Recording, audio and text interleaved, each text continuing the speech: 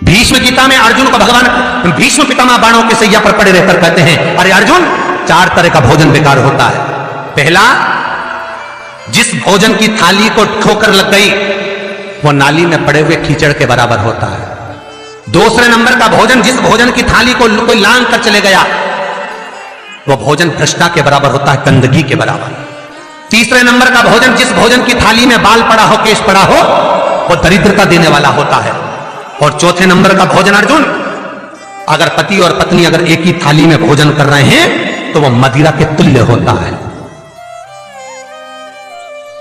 यदि पति और पत्नी एक ही थाली के अंदर बैठकर भोजन कर रहे हैं तो वो मदिरा के तुल्य है। भीष्म गीता कहती है, अर्जुन, पति के जीवने के बाद अगर पत्नी उसी थाली में भोजन करती है तो चारों धाम के प्रसाद से बड़ा महाप्रसाद बन जाता है। और यदि पति और पत्नी का नियम है कि हम दोनों तो साथ ही भोजन करते हैं तो हाथ जोड़कर निवेदन है, साथ भोजन करो, मना नहीं है, 2 थाली अलग अलग लगाओ।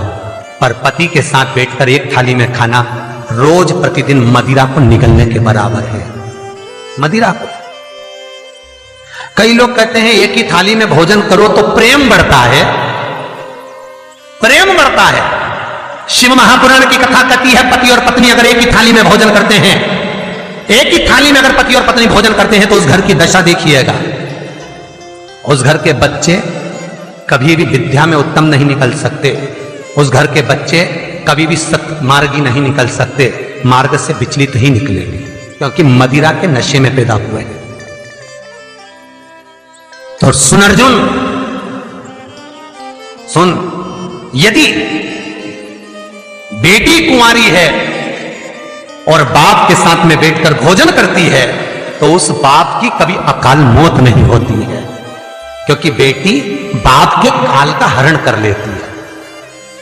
बेटी कुंवारी है, बेटी की शादी हो जाए जब भले वो पिता के साथ भोजन ना करे क्योंकि गोत्र बदल गया, पर बेटी जब तक कुंवारी है बाप के साथ बैठकर भोजन करेगी तो बाप के काल को हरण कर लेती है। ये उसी तरह जैसे एक गाय ब्याह गई हो और एक गाय कुंवारी हो। महाराज, ब्याही हुई गाय का गोबर से लीपने से ज्यादा फलदायी होता है कुंवारी गाय का गोबर से लीपना, वो ज्यादा फलदायी। बछिया के गोबर से लीपना, कुंवारी गाय के गोबर से जो ब्याही ना हो। कितना कितना शास्त्र प्रमाण देता है महाराज। कई लोग दुखी भी हो रहे होंगे आज हमारी कथा सुनकर कि भगवान गुरुजी आपने कह दिया कि एक थाली में भोजन मत करो, और हम तो इतने साल से करते हुए आ रहे हैं और अलग अलग करेंगे और ऐसा और वैसा। कई लोग तो चैनल ही बंद। शिव महापुराण की कथा कहती है, यदि आप भगवान विष्णु के मंदिर गए हो, सत्यनारायण भगवान के मंदिर गए हो, राम मंदिर गए हो, कृष्ण मंदिर गए हो, दत्त मंदिर गए हो, किसी भी देवता के मंदिर में जाते हो, वहां का प्रसाद आप 15 दिन 20 दिन तक रख सकते हो, और शंकर का प्रसाद रात भर नहीं रखा था। क्यों? क्योंकि शंकर का प्रसाद एक दोपहर संध्या तक आपका है, रात्रि को 9:15 तक शंकर का प्रसाद आपका है साहब। शंकर भगवान ने जब 12 की रचना करी थी, घड़ी की रचना भगवान शंकर ने करी, तिथि और समय की रचना भगवान शंकर ने करी। एक एक घड़ी, एक एक पल, एक एक तिथि, एक एक नक्षत्र, समय, पल, सबकी रचना शंकर करे। सबकी रचना इसीलिए तो शास्त्र कहता है ना, लिंग पुराण वर्णन करती है, नर्मदा पुराण कहती है, शिव महापुराण की कथा कहती है, जब व्यक्ति को कोई भारी रोग हो जाता है, कोई कैंसर जैसी बीमारी हो गई, कोई किडनी ही खराब हो गई, कोई लीवर ही बेकार हो गया, कोई बड़ी बीमारी हो गई, तो आप किसी ब्राह्मण से पूछेंगे कि पंडित जी हमको शंकर भगवान का अभिषेक करवाना है, कौन सा टाइम करवाना चाहिए? तो उसका भी समय शिव महापुराण निश्चित करती है, उसका भी समय हमारे लिंग पुराण निश्चित करती है, उसका भी समय नर्मदा पुराण निश्चित करती है। तो कुमार खंड के अंदर शिव महापुराण के वर्णन करा गया कि 9:15 रात्रि को कोई बीमार व्यक्ति का यदि उसके हाथ से अभिषेक प्रारंभ कराया जाए, या उसके ही कुल का, उसके ही गोत्र का व्यक्ति शंकर का अभिषेक करता है और शंकर के नाम का स्मरण करता है, तो वो अभिषेक तो करे, साथ में जो मनोरथी है, यजमान है, वो महामृत्युंजय मंत्र का जाप करे, तो कहते हैं रोग समाप्ति की ओर आना प्रारंभ हो जाता है। रोग समाप्ति की ओर आना, रोग समाप्ति की ओर पहुंचना भगवान शंकर। कि पावन कथा कहती है, एक कलश के अंदर महाराज दूध ले लीजिए, उसमें काली तिल्ली डाल लीजिए, थोड़ा सा आंवला, सूखा आंवला बाजार में मिलता है, उसको डाल दीजिए।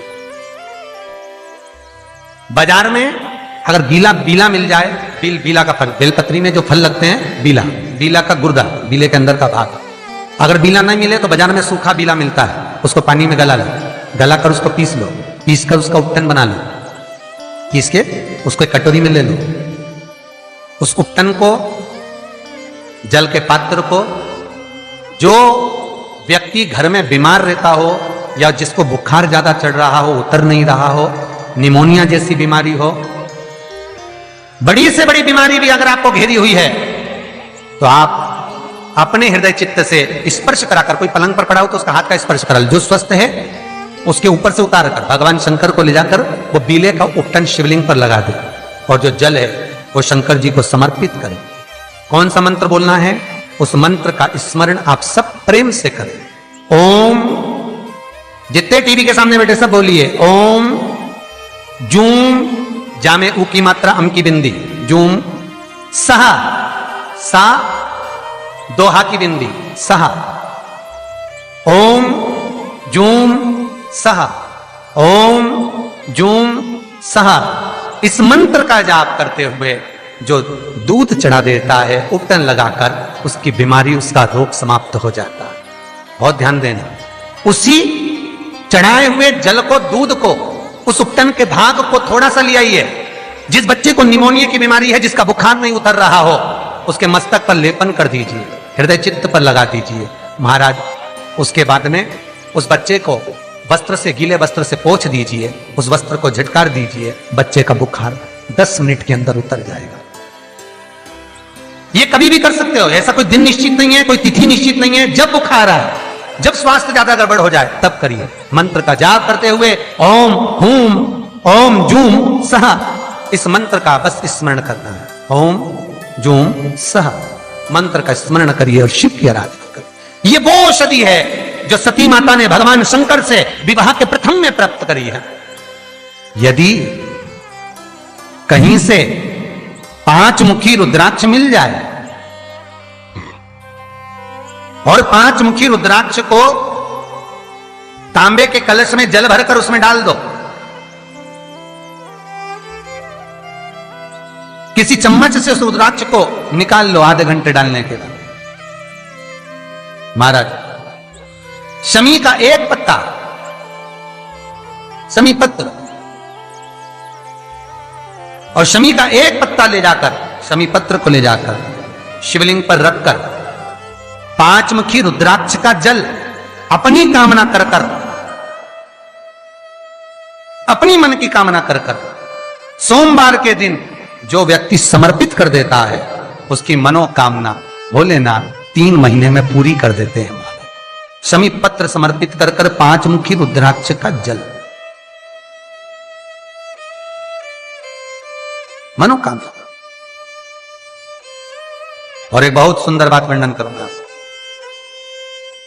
रुद्राक्ष को सिद्ध करने का तरीका है शंकर के शिवलिंग पर रखकर उसका अभिषेक करना और फिर उसको धारण करना। कई लोग पूछते हैं रुद्राक्ष पहनने का तरीका क्या है?